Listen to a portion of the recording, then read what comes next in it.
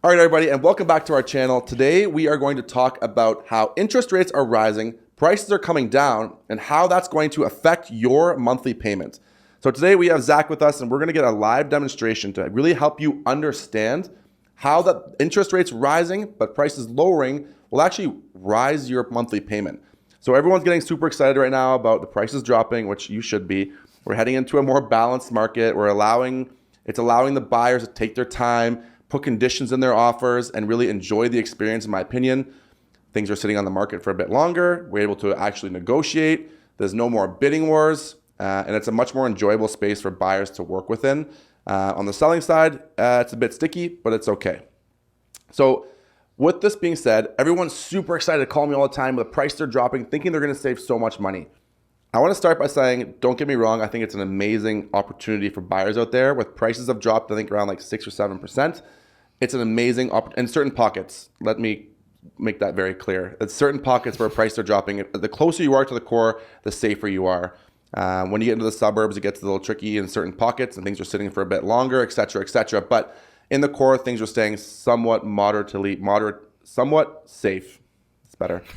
And Nailed it. Got it. And what we want to show is that even though prices are dropping, with interest rates rising, your monthly payments are actually more expensive. They're essentially the same, right? And if we get to a point, like the reason that housing prices are dropping is because interest rates are rising, right? And then we have less people or less buyers backing off, et cetera, that perpetuate, even if it's not exactly true what's happening out there in the media or the articles that come out there, it's a self-fulfilling prophecy that happens. The fear-mongering happens, the buyers go down, the prices then drop a bit, but it's because fueled by interest rates going up, right? So I want to throw an example on here, and I'm actually going to use like a 10% decrease in price. So I'm going to go from a $700,000 purchase down to a $630,000 purchase, but with a 1% increase in interest rates, right? And we're Go ahead. No, you go ahead. Oh, me. Oh.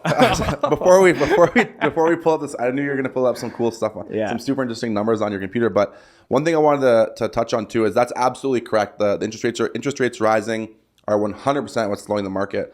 But what I'm actually super curious to see, and I'd love your opinions in the comments section below, is yes, interest rates are the main denominator here that's driving prices down, allowing buyers to kind of take a step back. And it's whenever there's any uncertainty in the market, again, people take a step back, and that's where they jump into the renting pool, which is chaos. But we're also forgetting that July and August are historically the lowest sales volume months of the whole year for the past. This will be the 7th year in a row. So yes, interest rates are a factor. July and August are always slow historically. People are enjoying their lives again. We're free again. People are on patios. People are out partying. People are at cottages. So those people aren't interested in buying right now because they're just busy enjoying life. We also have the fact that unvaccinated people couldn't travel for the last 2-3 years. Now they're able to. So people that couldn't take vacation from work because they had nowhere to go, they're all now jumping on planes, flying everywhere. You've all seen the Air Canada news articles and stuff. That's because they're able to travel again. So there's a bunch of factors that are contributing to this, not only interest rates. Obviously, those are the main driving factor. But I'm actually super curious to see what's going to happen come like October, November. I'm very curious. Are people going to be bored at home again? And they're going to be back to looking at the market? Is it going to pick up? Depends if we get locked down again or not, Dave. Should I not even say that? Don't say that word. I'm at Tulum. How do I book a flight back to Tulum? PTSD already? Seriously. Yeah, let's get out of here. But yeah, okay. So back to what's going to happen as interest rates rise, prices drop. Let's do the comparables here. Okay, awesome. So I'm going to pull something up here on my screen for you guys to check out. So this is sort of what it would look like. Now, disregard exactly the interest rates I have in here. I'm using an example at 3.4% and 4.4%. Okay, so I'm just representing a 1% increase in mortgage rates. So if you're in a fixed rate, you're not seeing these variable rates. This made sense, right before the last 1% increase kind of is an accurate representation of that jump. But this would be purchasing a property with 20% down. Let's look at the actual cost of your monthly payment. Because what I say, and I'll say it again and again to every client, that you're really buying a monthly payment, right? You're purchasing what that monthly payment is going to be each month and factoring in a budget. Doesn't matter if you got 1% interest or 10% interest. Can you afford and budget for that monthly payment? So as you can see here on a 30-year variable, in my one example here on the left side, we have a $700,000 purchase. right? We have 140K down. I'm using the same down payment. Now we'll adjust this in a second to see what those numbers look like, because you don't need 140K down on 630 to do, that's more than 20%, right? But in this case, you have $140,000. That's what you're putting into a property, or that's what you're going to do. So on a 700K purchase with $140,000 down, you're looking at, we're going down to these numbers here. Let's make sure they show up on the screen. You're looking at, $2,476 as your monthly mortgage payment, right? And then I've factored in some condo fees, the condo and property taxes. So you're looking at just over $3,100 as your monthly carrying cost on a condo for 700K. That's all in. That's all in. So that's property tax, maintenance fees, and your mortgage payment. Now we're seeing a 10% drop, and we see it drop by $70,000. And then again, as Dave said, that's not even where we're at in terms of central downtown Toronto. So this is even, if it even continues to drop, what could be in the future. But that also would mean the interest rates would go up higher as well, right? So a $630,000 purchase, again, let's take into account here a 1% increase in interest rate, just under $3,100, right? So you're almost at the exact same monthly cost of carrying the property. Now, again, yes, you're going to say that you bought it for less. Your mortgage, essentially the actual mortgage you have is less. But are you going to actually be ahead at paying down that monthly payment on a higher interest rate, right? So if your interest rate is higher, you're paying less principal each month, and that's where you could have been X amount of months ago when the prices were a little bit higher, but the interest rates were much lower. Right. So it's something interesting to illustrate that point. And if we further see, rates continue to rise another 1%, let's say, well, then your mortgage payment is now almost $250 more. Oh, keep it on screen. You're almost $250 more per month for carrying a $70,000 less purchase on a property if the interest rates continue to rise and the prices sort of stay where they're at, right? Yeah, that's actually it's cool to see, because I think a lot of people get really excited about prices dropping, which they should, but doesn't mean that your monthly payments are going to be cheaper. And it's also like, can you afford it then? If it increases by $300, $400 just because of an interest rate, even though the property is actually less cheaper price or cheaper price tag, if you can't afford those monthly payments, then you couldn't afford that property anyway. You can't get into it, even if it's at a lesser point. So I think we're at a sort of great middle ground right now where the interest rates are going to continue to go up. Is there another one coming? The prices are, what's that? Another rate hike coming? Oh yeah, big time. I need to call you. Yeah, let's figure it out. Let's just buy another property, man. That's what we're talking about. It's time right now. It's the best equity. time. Yeah, exactly. With that being said, though, that is the truth to it. I mean, of course, let's look back to the beginning of time with real estate.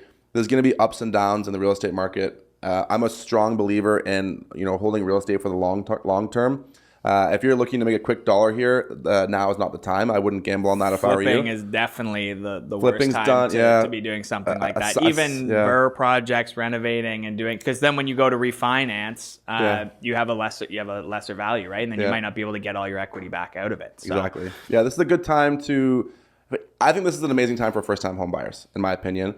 If you can handle that monthly payment, you're getting in at a lower price. You're going to build your equity, because should be a 3 to 5 year hold for you. We're assuming that this is going to pass, obviously, just as we just went through a pandemic together and that passed. And this exact same thing, I know it's obviously not the exact same thing, but it's a very similar situation where I remember I had buyers before the pandemic happened, and they would lose out on, 10 properties in a row. Because there'd be 45 offers. There was 45 offers. Everything was going for over asking. And then the pandemic hit. And it was hard because people didn't see a light at the end of the tunnel. And the same as what's happening right now. No one can really see this light at the end of the tunnel. We just are constantly fed recession, market crash. So we're fed this doomsday news article after news article. And during the pandemic, I remember people were scared to walk outside. So, obviously sales dropped just like they are now. And I remember condos selling for as little as like $500,000 for one bedrooms that were worth $6 something, 3 months prior. And I couldn't convince people to buy because in their head, they could not see the end of the tunnel.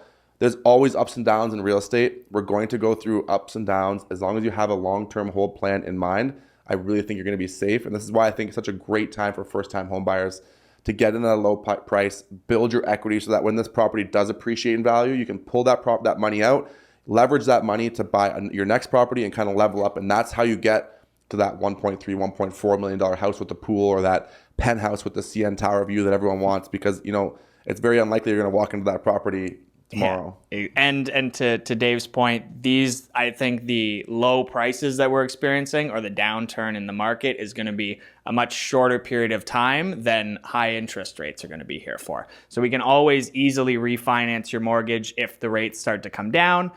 It's not difficult to kind of renegotiate your mortgage, or your 2, 3, 5-year term comes up for renewal. But I guarantee the Toronto housing prices will not continue to go down over a short period of time. It's going to be a short period of time that we experience a dip. Then we're going to see it back to its regular increase, as we've seen over the last 40, 50 years in housing in the GTA, in Toronto, in Ontario.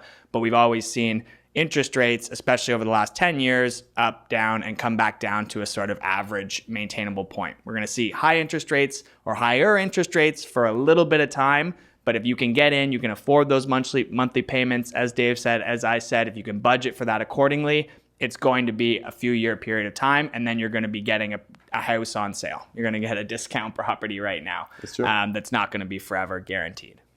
Yeah, I think, again, if you agree or disagree, we would love to have some comments, talk about that. If you have a different opinion than us, please, in the comment section below, let us know what you think. We would love to have a discussion with you. If you want to jump on a call with us to discuss this further, if you're a first-time home buyer, investor, whatever it may be, if you want to talk to either of us, I'll put this in the description, our contact information, and never hesitate to reach out. We're pretty friendly, and we enjoy this conversation, as you can tell. So again, thank you guys so much for watching. We really appreciate it. If you like the content that we're putting out, please hit the subscribe button and the bell notification so you don't miss a single video that we put out.